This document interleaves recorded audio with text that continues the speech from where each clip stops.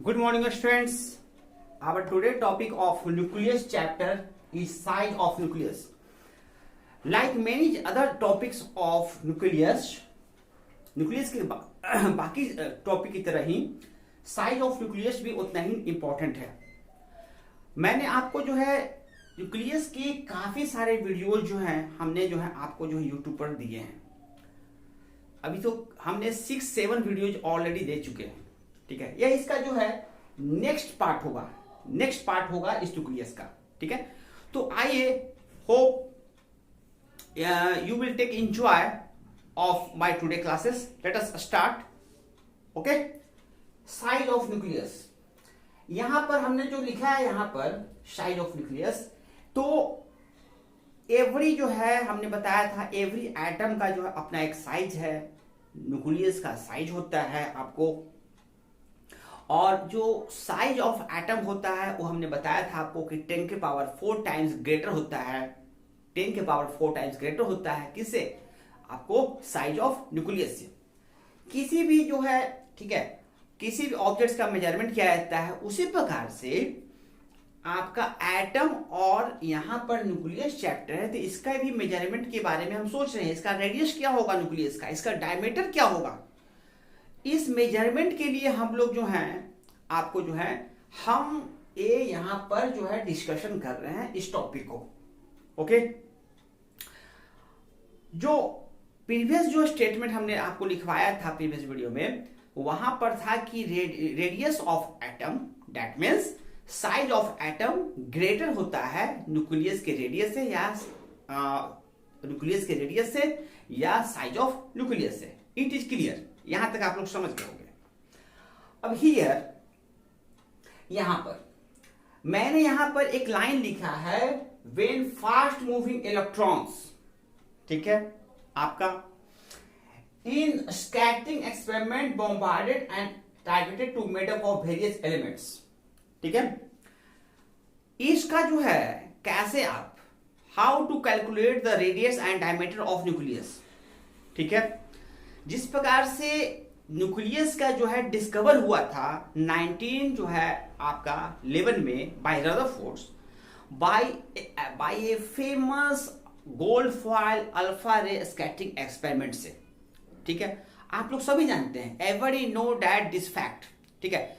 किसी भी फिजिक्स में या केमिस्ट्री में किसी भी चीज का जो है डिस्कवर होता है on the basis of experiment, okay. और तो ये जो है न्यूक्लियस का जब रदरफोर्ड ने अपने एक्सपेरिमेंट से 1911 में किया न्यूक्लियस का, तो उसी समय जो है आपका इसके साइज के जो है कैलकुलेशन उन्होंने उस समय बात आ रही थी, लेकिन वहां पर जो है कैलकुलेशन नहीं हो पा रहा था। तो यहां पर जो है हम आपको जो बता रहे हैं कि इसको जो है यहां पर भी न्यूक्लियस का रेडियस और डायमीटर का जो है आपको एक जो है एक्सपेरिमेंट के बेसिस पर जो है इसका कैलकुलेशन हम लोग फाइंड आउट करते हैं। यहां पर क्या है कि व्हेन फास्ट मूविंग इलेक्ट्रॉन जो है targeted to, bombarded and targeted to, ठीक है, हमारा वहां पर था क्या, जो रदरफोर्ड का था, वहां पर अल्फा रेज को हमने, रदरफोर्ड ने अल्फा रेज को जो है टारगेटेड किया था गोल्ड फॉयल जो है एलिमेंट पर, ठीक है। वहां पर हमने आपको बताया था, वहां पर या आप किताबों में पढ़ते हैं कि alpha rays targeted to the gold foil, ठीक है। गोल्ड फॉयल का जो लीफ होता है, पत्ती होता है गोल्ड फॉयल का, उस पर जो है रदरफोर्ड ने टारगेटेड किया था। लेकिन यहां पर जो है न्यूक्लियस के रेडियस और डायमीटर को, मतलब इसके साइज ऑफ न्यूक्लियस को फाइंड आउट करने के लिए एक एक्सपेरिमेंट है जिसमें फास्ट मूविंग इलेक्ट्रॉन, ठीक है, जैसे कैथोड रेज का एक्सपेरिमेंट हुआ था, कैथोड रेज का। उसी प्रकार से जब when fast moving electrons bombarded and targeted to, ठीक है, किस पर बॉम्बार्डेड करेगा और टारगेटेड करेगा, to made up of various elements से बना हुआ एक न्यूक्लियस है, ठीक है। एक एटम है, उसका एक न्यूक्लियस है, ठीक है।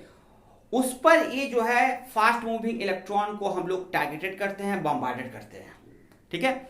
और उस एटम का न्यूक्लियस का रेडियस हम मान लेते हैं r और मास नंबर a। ठीक है, तो स्टूडेंट्स, माय डियर स्टूडेंट्स, आप ये समझ चुके होंगे कि यहां पर हम इसका जो साइज निकालने जा रहे हैं वह उसके लिए एक एक्सपेरिमेंट किया गया था, और उस एक्सपेरिमेंट में इलेक्ट्रॉन को हम फास्ट मूविंग कराएं किस पर, ठीक है, किस फास्ट मूविंग से हम बॉम्बार्डेड एंड टारगेट किए हैं किस पर, एक एलिमेंट्स पर जो various made of various element से बना होता है। इट इज क्लियर, आप लोग बहुत अच्छी तरह से समझ गए होंगे। ठीक है, और इस एलिमेंट्स का जो न्यूक्लियस है उसका जो है रेडियस कितना है r और मास नंबर a। ठीक है, कोई भी होगा हमारा, कोई भी एटम हम लोग लेंगे तो उसके एटम का सम मास नंबर होगा, तो मास नंबर को a से डिनोट करते हैं और रेडियस को r से। ठीक है, तो उसके न्यूक्लियस के हम लोग रेडियस को r जो है हम लोग एज्यूम कर लिया है, हमने मान लिया है। ठीक है, ओके, तो ये जो है आपका जो है, अब हम लोग इस जो है इस स्टेटमेंट के द्वारा हम लोग इसके साइज को फाइंड आउट करते हैं। आइए हम लोग फाइंड आउट करने का प्रयास करें। हम लोग ने क्या माना है यहां पर आपका, लेट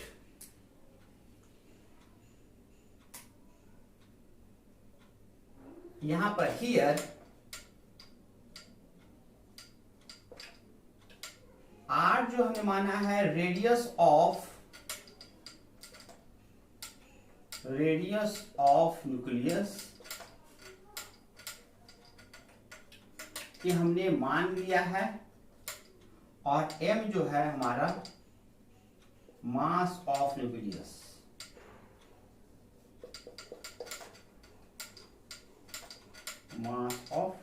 ये भी हमने मान लिया है। ठीक है, ये हमने माना है आपको, क्लियर।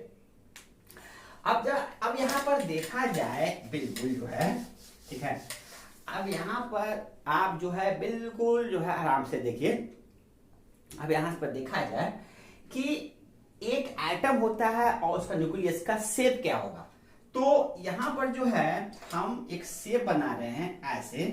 ठीक है, जनरली जो शेप होता है आपका, ठीक है, न्यूक्लियस एटम का, वो जनरली हम लोग सर्कुलर रखते हैं। कैसा रखते हैं? सर्कुलर रखते हैं, क्लियर। अब इसमें जो है बहुत सारे they are large number of protons और न्यूट्रॉन्स हमारे जो हैं इसके अंदर में, गुड, प्रोटॉन न्यूट्रॉन्स रहते हैं। ठीक है, तो इसका जो है डायमीटर होगा अपना, सम डायमीटर होगा, सर्कल का डायमीटर होता है और रेडियस होता है। चलिए इसका जो है सेंटर यहां रख दिए और इसका जो हम रेडियस r ले लिए, और ठीक है, और इसका जो है मास नंबर हम कितना ले लिए, m ले लिए। ठीक है, ये हमने मास m ले लिया इसका, क्लियर। इस जगह पर अब यहां पर देखा जाए, इस जगह पर ये शेप है आपका कैसा, सर्कुलर। कैसा शेप है? सर्कुलर शेप है। तो सर्कुलर शेप का अपना एक वॉल्यूम तो जरूर होगा। ठीक है, बाय मैथमेटिक्स कहता है कि इस अकॉर्डिंग टू शेप इसका क्या होगा आपका, एक उसका वॉल्यूम होगा, एरिया वॉल्यूम होगा, एरिया हो सकता है। ठीक है, अगर 2D में होगा तो एरिया होगा, 3D में होगा तो 3D है तो हम लोग क्या करते हैं, आपको वॉल्यूम लेते हैं। ठीक है, जैसे सेल है आपका, स्फीयर है, तो जो न्यूक्लियस होता है वो 2D नहीं होता, 2 डायमेंशन का नहीं होता। 2D मतलब 2D मतलब 2 डायमेंशन, 3D मतलब 3 डायमेंशन। ठीक है, आप सभी बच्चे जानते हैं, वेल नो डैट, इस बात को पूरा अच्छी तरह से जानते हैं। तो जो एटम होता है वह स्फीयर टाइप का होता है, वह 3D होता है, 3 डायमेंशन का शेप होता है। इसीलिए हम यहाँ पर एरिया की बात नहीं करेंगे, यहाँ पर हम लोग एक वॉल्यूम का एजम्पशंस लेंगे, वॉल्यूम। ठीक है, क्लियर। और आप जानते हो कि वॉल्यूम ऑफ स्फीयर क्या होता है, वॉल्यूम ऑफ स्फीयर का जो है फॉर्मूला आप लोग जानते हो कि वॉल्यूम का जो है, स्फीयर का जो वॉल्यूम होता है उसका जो इक्वेशंस होता है 4/3 पाई आर क्यू। कितना होता है my dear students? 4/3 pi R Q. ठीक है, क्लियर। चलिए, तो वॉल्यूम ऑफ स्फीयर हम लोग यहां पर ले लें। यहां पर जो शेप है हमारा, इसका शेप जो है, शेप ऑफ ए जो हमारा है न्यूक्लियस का, न्यूक्लियस का जो हमारा है वो आपका 3D है। कैसा है? 3 डायमेंशन। अच्छा, और वॉल्यूम ऑफ न्यूक्लियस जो होगा, वॉल्यूम ऑफ न्यूक्लियस जो आपका होगा वो होगा कितना? 4/3 पाई आर क्यू। ठीक है, ये स्ट्रेट्स। ठीक है, तो जो वॉल्यूम होगा वो क्या होगा? 4/3 पाई आर क्यू होगा। क्लियर? चलिए अब देखा जाए यहां पर, अब जो है क्या सारे एलिमेंट ये किसी एक एटम, किसी एक एलिमेंट के किसी एक एटम का हम लोग डिस्कशन कर रहे हैं। अब अलग अलग जो है हमारा एलिमेंट है, पीरियोडिक टेबल है, उसमें अलग अलग एलिमेंट हैं, उसके अलग अलग एलिमेंट के अलग अलग एटम हो गए। ठीक है, और हर जो है एटम का न्यूक्लियस का साइज डिफर होगा। ऑब्वियसली होना ही चाहिए आपको। ठीक है, क्योंकि सारे एलिमेंट के एटम के न्यूक्लियस के साइज सेम नहीं हो सकते। ठीक है, क्योंकि उनका जो है जेड का वैल्यू, एटॉमिक नंबर जो है डिफरेंट है। 1 2 3 से कितने हैं? 115 तक। ठीक है, हम लोगों का जो है 1 से स्टार्ट करते हैं, पेरियोडिक में 115 तक जाते हैं।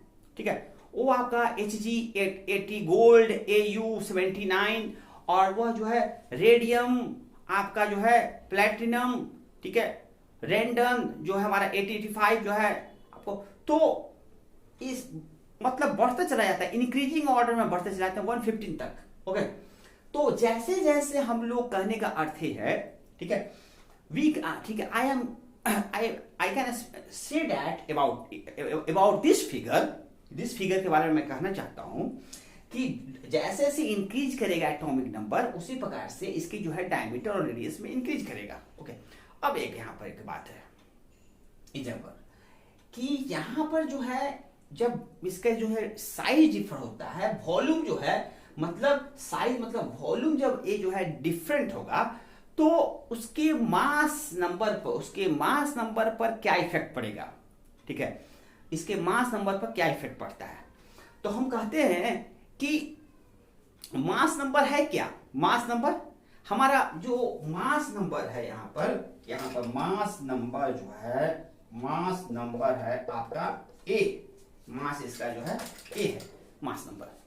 तो E बराबर क्या होता है? Z plus N. हम जानते हैं कि यहाँ जो ए होता है वह होता है Z प्लस एन होता है हमारा। क्लियर? ये हमारा तो number of protons plus number of neutrons. अब ये देखिए जैसे जैसे हम लोग बढ़ाते जाएंगे तो हम लोग जानते हैं नंबर ऑफ न्यूट्रॉन की संख्या बढ़ते जाएगी। तो नंबर ऑफ न्यूट्रॉन की संख्या जब बढ़ेगी, और ये भी बढ़ रहा है, ये भी बढ़ रहा है, ये भी बढ़ रहा है, ये भी बढ़ रहा है, मतलब टोटल नंबर ऑफ चार्जेस जो है जब बढ़ेंगे तो ये भी बढ़ेगा, इसका मास भी बढ़ेगा। क्योंकि देखिए प्रोटॉन का अपना मास होता है और न्यूट्रॉन का भी, न्यूट्रॉन तो जरूर है लेकिन उसका अपना भी इटसेल्फ मासेस होता है। ठीक है आपका, तो ये जो है दोनों के मासेस जब इंक्रीज करते हैं प्रोटॉन न्यूट्रॉन के, तो ये एटॉमिक मास का भी, एक का भी मास जो है ऑब्वियसली, ठीक है, ऑब्वियसली इंक्रीज करना ही है। ठीक है, तो हम कहते हैं कि किसी में 2 प्रोटॉन है, ठीक है, और किसी में 10 प्रोटॉन है, तो मास तो इंक्रीज करना ही ऑब्वियसली। ठीक है, तो हम कहें कि इसका वॉल्यूम जो है वो डिपेंड्स करता है किस पर? वॉल्यूम जो है डायरेक्टली प्रोपोर्शनल टू, मतलब क्या? डायरेक्टली प्रोपोर्शनल टू किसका? Mass number. इसका मतलब यह भी होता है कि वॉल्यूम इंक्रीज करेगा तो मास नंबर भी इंक्रीज करेगा, और मास नंबर इंक्रीज करेगा तो वॉल्यूम भी इंक्रीज करेगा। दोनों के बीच में एक डायरेक्टली रिलेशनशिप हमारा जो है होता है। क्लियर? ठीक है, तो इस चीज को हम लोग यहां पर नोट कर लें। ठीक है, और इसी नोट से हम लोग इसके साइज को कैलकुलेशन करेंगे।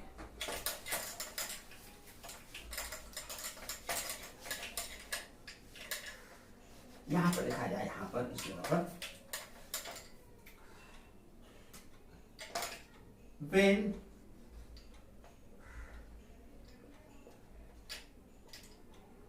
वॉल्यूम ऑफ न्यूक्लियस का, volume of nucleus increases then A also increases.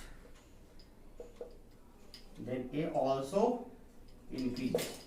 Therefore बोलते हैं volume of nucleus directly proportional to A. ठीक है, ये डायरेक्टली प्रोपोर्शनल किसका होगा? मास नंबर का हमारा होता है। क्लियर? ये हमारा मास नंबर का हमारा होता है डायरेक्टली रिलेशन। ए बढ़ेगा तो ए भी बढ़ेगा, ए बढ़ेगा तो ए भी बढ़ेगा। ठीक है, ये हमारा। अब यहां से ये जो है आपका यहां पर अब वॉल्यूम कितना है यहां पर देखा जाए। ए वॉल्यूम ये कितना हमारा है 4/3 पाई आर क्यू, ये हमारा इतना है। और ये डायरेक्ट रिलेशन ए हमारा ठीक है, तो ए हमारा हो जाता है। ठीक है, अब हमें जो है वैल्यू कैलकुलेट करना है यहां पर आर का, यही ना था। इस आर का वैल्यू हमें फाइंड आउट करना है, इस रेडियस का फाइंड आउट करना है। ठीक है, तो इस रिलेशन से आप कुछ सोचोगे, कुछ हमें मिलेगा इस रिलेशन से, मिल सकता है। ठीक है, यहां पर देखो ए जो है हमारा कांस्टेंट टर्म है, ए जो है ए 4/3 और पाई जो है हमारा कांस्टेंट टर्म है। तो कांस्टेंट टर्म को हम जो है अभी क्या करते हैं, वन साइडेड कर देते हैं, हटा देते हैं। कांस्टेंट टर्म को हम हटा देते हैं और जो एक्टिव है, जो एक्टिव टर्म है, कांस्टेंट टर्म को हटा दिया और जो एक्टिव होगा वही सामने आएगा। तो एक्टिव हमारा इन दोनों का है। ठीक है, इसको हटा देते हैं। अब यहां पर देखिए,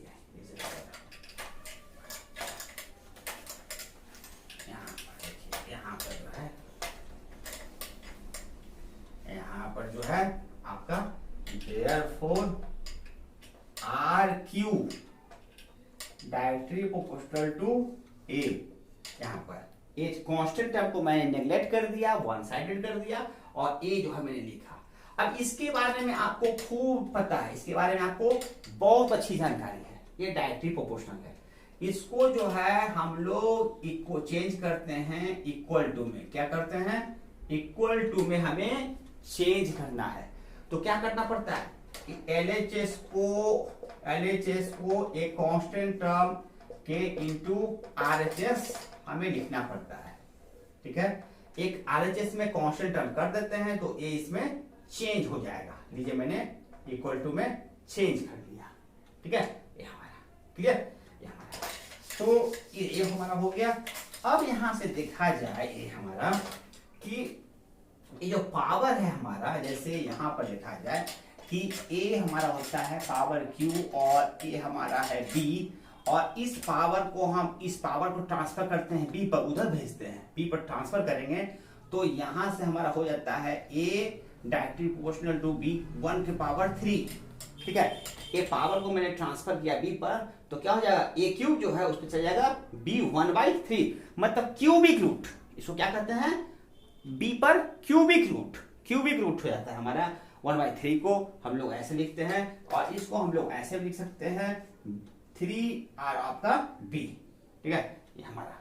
और A जो है हमारा क्या होता है, A हमारा होता है क्या आपको, ये हमारा इसको कहते हैं हाफ इसको। ठीक है, ये अलग चीज है। तो हमने यहां पर हमको सॉल्व करना है तो थोड़ा सा एग्जांपल देकर बता रहे हैं। इस पावर को इस पर ट्रांसफर किया तो क्यूबिक रूट होता है 1/3, इसको हम ऐसे लिख सकते हैं, और इसका वैल्यू होता है कितना, हाफ। चलिए, अब जो है हम लोग यहां पर इस जगह पर इसको कैलकुलेट करें तो यहां पर जो आता है हमारा आर डायरेक्टली प्रोपोर्शनल टू ए के पावर कितना, 1/3। सेम इसी की तरह हम लोग यहां पर करते हैं। ठीक है, अब जो है ये जो है डायरेक्टली प्रोपोर्शनल जो होता है, डायरेक्टली प्रोपोर्शनल, इसको हमको क्या करना है, यहाँ इक्वल में, इसको इक्वल में कन्वर्ट करना है, चेंज करना है, कन्वर्ट करना है इक्वल में। तो एक कांस्टेंट टर्म से हम लोग RHS में क्या है, मल्टीप्लाई करेंगे RHS में एक कांस्टेंट टर्म से। तो यहां पर देखिए, तो ये हो जाएगा हमारा R बराबर आपका R0 A के पावर 1/3 यहां पर। ठीक है, ये आप देखिए, ये हमारा रेडियस का वैल्यू फाइंड आउट। ये इक्वेशन फर्स्ट हो गया हमारा। इस देखिए ये इक्वेशन निकल गया radius of nucleus. Radius of nucleus को हमने फाइंड कर लिया है। रेडियस ऑफ न्यूक्लियस को हमने फाइंड कर लिया है। रेडियस ऑफ न्यूक्लियस को हमने फाइंड कर लिया है through this equation R naught A 1⁻3। ठीक है, यहां पर ये जो है, और ए यहां पर आर नॉट जो है, आर नॉट कांस्टेंट टर्म है यहां पर।